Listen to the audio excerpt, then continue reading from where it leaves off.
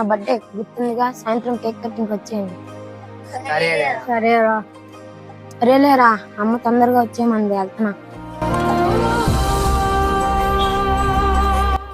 ఏంట్రా చోటు, ఏంటి ఇలా ఉన్నావు? ఈ రోజు మా ఫ్రెండ్ బర్త్డే అన్నా. బర్త్డేనా? మంచిదే కదా, వెళ్ళొచ్చుగా. Cake cutting పిలిచాడన్నా. నా దగ్గర చూస్తే బట్టలు లేవు, నన్ను ఇలా చూస్తే ఏడిపిస్తారన్నా.